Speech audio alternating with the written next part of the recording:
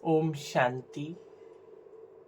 हम सब जानते हैं कि हमारा जीवन कर्म प्रधान है। कर्म करने के लिए हम बाध्य हैं। कर्म का अर्थ केवल शारीरिक रूप से कोई काम करना नहीं होता, लेकिन हर क्षण कर्म करने के लिए प्रवृत्त है। यदि किसी समय हम बैठकर कुछ सोच भी रहे हैं या कुछ बात भी बोल रहे हैं, तो वह भी कर्म करने की श्रेणी में आएगा। कर्म को हम ऊर्जा का आदान प्रदान कह सकते हैं।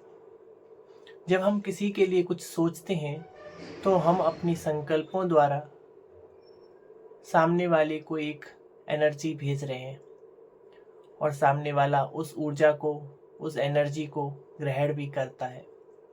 जब हम किसी से कुछ बात करते हैं तो उससे भी हम अपने शब्दों में एक ऊर्जा का संचार ही करते हैं, और शारीरिक कर्म के चरण में भी यही होता है।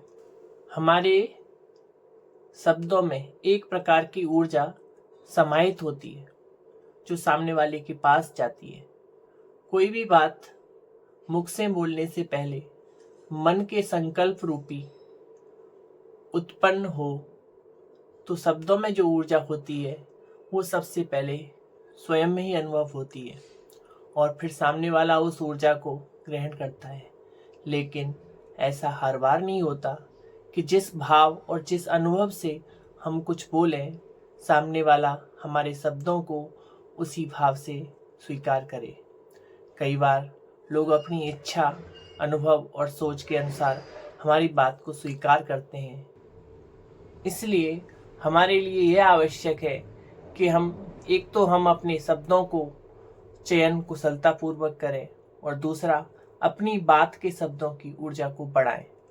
इसके लिए सर्वप्रथम भगवान हमें सिखाते हैं कि कभी भी मुख से नकारात्मक या व्यर्थ बात न बोलें। कभी भी किसी से चुभने वाले बोल, व्यंग्यपूर्ण बात ना कहें जो किसी को बुरा लगे। कभी भी किसी की कोई कमजोरी स्थिति का वर्णन बड़े रूप में ना करें। केवल सुधारने के लिए सहयोग के शब्दों का उपयोग करें। किसी भी व्यक्ति के लिए सहयोग के शब्दों का उपयोग करना अति आवश्यक है, क्योंकि अगर आपने कोई बात उसको ऐसी बोली, भले ही आपने उसकी बात को कमी सुधारने के लिए बोला, लेकिन अगर उसे बुरा लगा, गलत लगा, तो उसका भी एनर्जी गलत ही जाएगी। उदाहरण के लिए तो कहें कि जैसे खाना बनाते समय सारी सामग्री खाने में डालकर पहले स्वयं थोड़ा सा चख कर यह सुनिश्चित करते हैं कि नमक और मिर्च आदि कोई चीज़ें ज़्यादा पर्याप्त मात्रा में हैं या कुछ ज़्यादा हो गई हैं, उसी प्रकार कोई भी शब्द बोलने से पहले उसकी ऊर्जा जांच लें कि यह शब्द, यह बात बोलने योग्य है भी या नहीं। अपने शब्दों की ऊर्जा जांचने के लिए क्षमता सभी में होती है। ऐसा नहीं है कि हम जो बोल रहे हैं उसकी हम ऊर्जा जांच नहीं पाएंगे। इसलिए परमात्मा कहते हैं, भगवान कहते हैं कि सदैव अपने मुख से सकारात्मक और प्रेरणादायी शब्द ही निकालें। भक्ति करते हुए लोग बहुत प्रेम और समर्पण भाव से मंत्रों का उच्चारण करते हैं।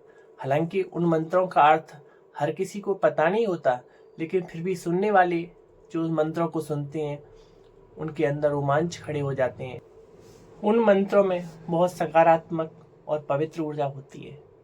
उसमें देवी देवताओं के दिव्य गुणों का वर्णन समाहित होता है, जिसको सुनकर सामने वाला भी का हृदय भी स्वच्छ बन जाता है और स्वयं की दिव्यता भी जागृत होने लगती है। इस तथ्य को स्पष्ट होता है कि गुणों की ऊर्जा युक्त शब्द हमारे अंदर की व्यर्थता को, नेगेटिविटी को विनाश करते हैं। इसलिए सदैव गुण युक्त, ज्ञान युक्त शब्द ही बोलें। अपने मुख से ऐसा कोई शब्द ना बोलें, कोई भी नेगेटिव ऐसी बात ना बोलें जो किसी को दुख में पहुंचे। जब हम किसी की बात करते हैं तो गुण अवगुण दोनों के आधार पर करते हैं, लेकिन भगवान कहते हैं कि संसार की हर आत्मा प्रत्यक्ष और अप्रत्यक्ष रूप से उसमें गुण अवश्य होते हैं। इसलिए उनके गुणों को पहचान कर केवल उनसे अच्छा व्यवहार करें।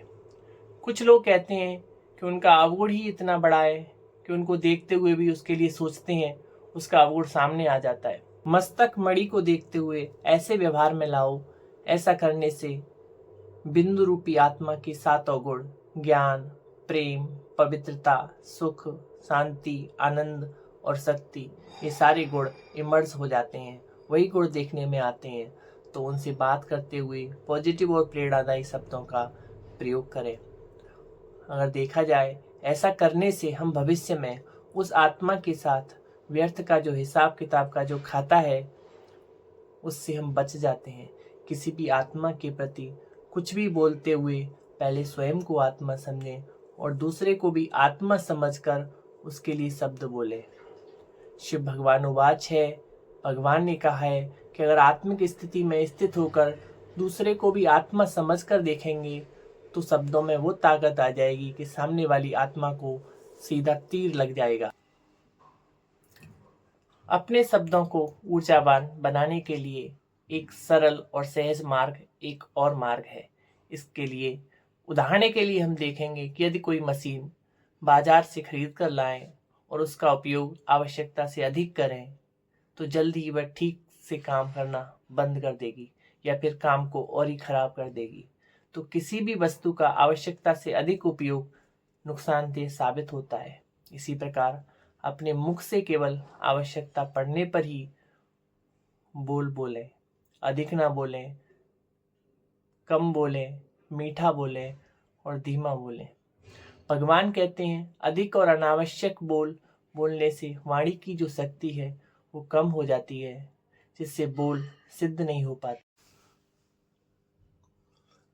पुराने समय में सन्यासी और ऋषि मुनि जंगलों में रहते थे और अधिकांशतः मौन में रह करके तपस्या में मग्न रहते थे और अधिक आवश्यकता पड़ने पर ही वाणी का प्रयोग करते थे। ऐसे हमें भी अधिक आवश्यकता पड़ने पर ही वाणी का प्रयोग करना है, बहुत कम बोलना है। वो महान आत्माएं उनके अनुकूल और सार्थक इच्छा के लिए उनसे अधिक वार्ता न करके केवल एक शब्द तथास्तु कह देते थे, तो उस एक शब्द से ही सामने वाले की इच्छा की पूर्ति ऊर्जा समाहित हो जाती थी। उनको वाणी से ये ऊर्जा इसलिए होती थी क्योंकि वे अपनी वाणी की शक्ति को व्यर्थ उपयोग नहीं करते थे और तपस्या के कारण वाणी को और अधिक बल मिल जाता था। तो उनके शब्दों में वो ताकत आ जाती थी कि वो जिसको भी वरदान या आशीर्वाद देते थे तो उनके शब्दों में ऊर्जा आ जाती थी और वो शक्ति बन करके उनके वरदान सफल हो जाते थे। इसीलिए शब्दों की ऊर्जा बढ़ाने के लिए हमें बीच बीच में मौन व्रत का धारण करना आवश्यक है। परमात्मा की याद में व्यस्त हमको रहना है और व्यर्थ बातों से बचना है। जिस प्रकार अग्नि किसी भी चीज को ऊर्जावान बनाती है, उसी प्रकार परमात्मा की याद भी हमें ऊर्जावान बना देती है, हमारे अंदर एनर्जी भर देती है, हमारे बोल में वो ताकत आ जाती है। हम अपने बोल को यथावत व युक्ति युक्त बोलें। भगवान कहते हैं, कम बोलो और अपने शब्दों को बचाओ। कुछ लोग बोलते हुए अपनी बात को ऐसे सिद्ध करते हैं कि शक्ति का सहारा लेते हैं, अर्थात बहुत तेज बोलते हैं। ऐसा सोचते हैं कि आवाज़ तेज होगी तो सामने वाला हमारी बात को ध्यान से सुनेगा और वह स्वीकार भी करेगा। वास्तव में ऐसा नहीं है। तेज बोलने से लोग हमें कम सुनते हैं और हम धीमे बोलते हैं तो लोग हमें अधिक सुनते हैं। इससे तो ऐसा करने से, तेज बोलने से तो हमारा ब्लड प्रेशर और भी बढ़ जाता है, ऊर्जा तो खैर मिलती ही नहीं। दुनिया में कहते हैं कि अपनी आवाज़ ऊंची उठाने के बजाय अपने शब्दों को ऊंचा उठाएं। शक्तिशाली, पवित्र और ज्ञान युक्त शब्द शांतिपूर्ण तरीके से धीरे से बोलें। यदि किसी छोटे बच्चे को खेलते हुए कोई सामान टूट जाए तो उसको कोई चिल्लाकर समझाए व डांटे तो वह बच्चा शब्दों पर बहुत कम ध्यान देकर बात करने के तरीके से बहुत ज़्यादा प्रभावित होगा। बोलने वाले के लिए बच्चे के मन में नफरत या डर भी पैदा हो सकता है।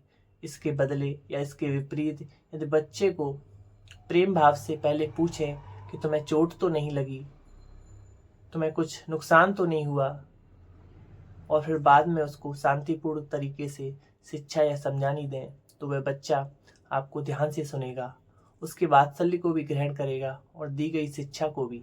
इसीलिए कहते हैं कि कम बोलें, धीमे बोलें और मीठा बोलें। कहते हैं कि हमारे बोले गए शब्द ब्रह्मांड में विचरण करते हैं और उन शब्दों में जो ऊर्जा होती है उसी प्रकार की परिस्थितियाँ ब्रह्मांड हमारे लिए भेजता है। इसलिए ध्यान रहे कि अपने लिए या किसी और के लिए कभी भी व्यर्थ व नेगेटिव या कमजोरी वाले बोल न बोलें, चाहे परिस्थितियाँ कितनी भी विपरीत क्यों न हो। लेकिन शब्दों की ऊर्जा को, महत्व को समझते हुए हमेशा ज्ञान युक्त, शक्तिशाली और सकारात्मक बोल ही बोलें। अच्छा, ओम